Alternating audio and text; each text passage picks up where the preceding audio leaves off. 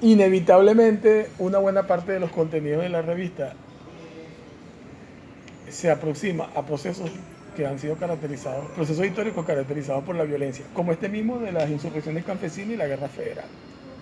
Están allí, digamos, eso no lo hemos hecho, no ha sido una búsqueda, sino que la propia fuente te lo da. Cuando tú te encuentras con los años 60 en Venezuela, te encuentras con la violencia política por la lucha armada y por la represión, porque a veces se habla de lucha armada y ese enunciado oculta el de represión, porque a veces la represión, en el contexto de la lucha armada, podría verse como una consecuencia de lo anterior, pero la represión también fue una política de Estado que se aplicó y se sostuvo incluso en el momento en que la lucha armada no se podía decir que formalmente estaba planteada, sino porque eso estaba focalizado. Ese aparato represivo no descansó. Entonces lucha armada y represión siempre es importante hacer visible que son dos cosas que coincidieron en algún momento, pero se acabó la lucha armada, digamos, la pacificación. El Estado declaró la pacificación y mantuvo su máquina de represión funcionando. O sea, no la paró. No es que dijo, bueno, como se acabó la lucha armada, ahora no hay represión. No, por el contrario. Eso siguió. Y bueno, eso lo sabes tú muy bien.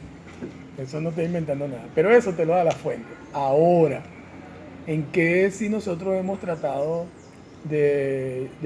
sobre que sí, cosas sobre las que hemos querido llamar la atención? Es sobre algunos elementos que a veces están en el discurso político o en el debate público en este momento y que son muy difíciles de meter aquí sin desfigurar o sin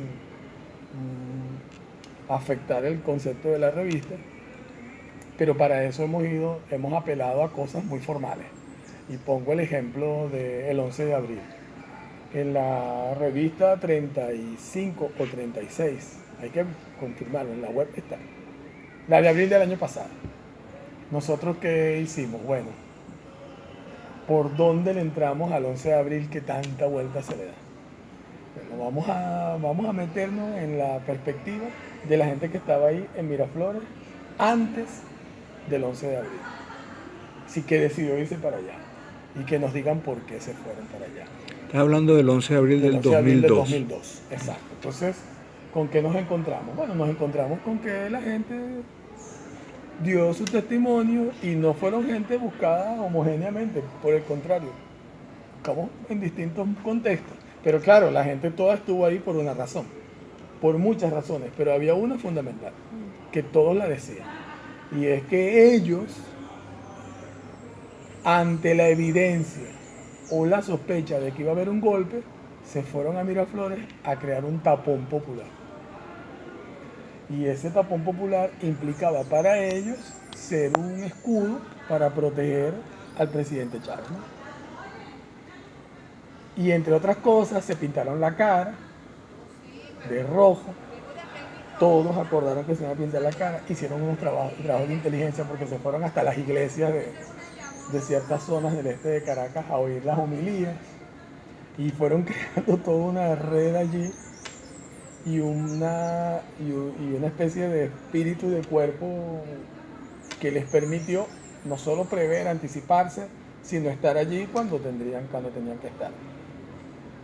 ¿Por qué nosotros quisimos poner el énfasis en eso? Bueno, porque el 11 de abril fue un proceso de violencia que no hace falta explicar muy bien lo que implicó, pero nos parecía interesante tratar de comprender en definitiva cuál era la visión desde el punto de vista más político, confrontacional de la gente que estaba allí.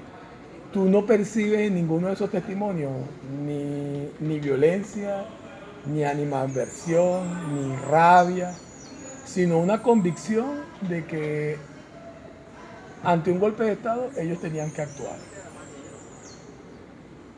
Y ahí aparece además una cosa muy importante que lo dijo Freddy Bernal. Y que bueno, las circunstancias impidieron que eso a lo mejor se haya explotado noticiosamente como se pudo haber explotado en su momento. Nosotros lo tuiteamos, etcétera, pero bueno, la revista todavía no se había impreso, hemos tenido problemas con eso. que Freddy Bernal dijo que Shapiro fue a su oficina cuando él era alcalde a decirle, mire, aquí las cosas están mal, hay militares, aquí hay ruido de sables y a la hora de cualquier cosa usted puede ser el hombre de consenso. Charles Shapiro, embajador. Sí, el embajador. De Estados Unidos. Eso no es un detalle menor, que un embajador haya ido a donde está el alcalde de la capital de la ciudad a decirle eso. Eso lo dijo él. Ahora, ese asunto nosotros lo vimos como que un evento como ese, tan duro, y en el que no se puede eludir la connotación de violencia que tiene, tratamos de verlo desde una perspectiva más crítica, porque a veces también la perspectiva de la violencia política distorsiona las cosas y le quita su carácter más político, ¿no? más contundente. Y lo vimos con las órdenes ejecutivas, que me parece que es una expresión de violencia política.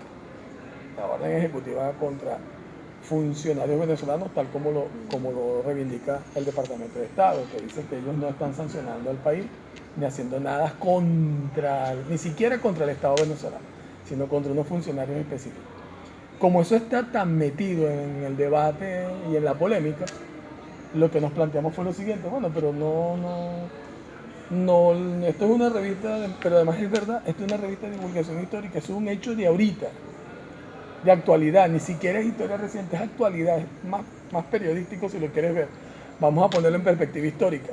¿Qué hicimos? Bueno, nos metimos en la página del Departamento de Estado y empezamos a revisar órdenes ejecutivas firmadas por presidentes de Estados Unidos a propósito de casos emblemáticos, porque de alguna manera tú tienes también que presentarle eso a la gente. Te puedes imaginar cuántas órdenes ejecutivas han firmado presidentes de Estados Unidos a propósito de su política exterior. Y lo que encontramos es que en casos como Afganistán, Colombia, Nicaragua, Yugoslavia, mira, no me acuerdo, Panamá, encontramos con que originalmente en algún momento hubo una orden ejecutiva que específicamente hablaba de uno u otro funcionario o de sobre todo de transacciones financieras. Es decir, que lo que establecían era que determinadas personas no debían establecer relaciones ni transacciones con determinados funcionarios o con determinados bancos. No había manera de que alguien dijera en ese momento que eso era una cosa contra ese país, contra ese gobierno o contra ese Estado, que pudiera implicar otra cosa. Pero cuando le vas siguiendo la pista, resulta que después de esa vienen otras órdenes, que en algún momento implican intervenciones directas. En el caso de Yugoslavia, hay órdenes ejecutivas, hay una que establece que toda la Yugoslavia, todo el territorio de lo que todavía se llamaba República de Yugoslavia, todo se considera campo de batalla para las fuerzas militares de Estados Unidos. Y después de eso vino todo lo que sabemos. Y en Panamá hay cosas similares.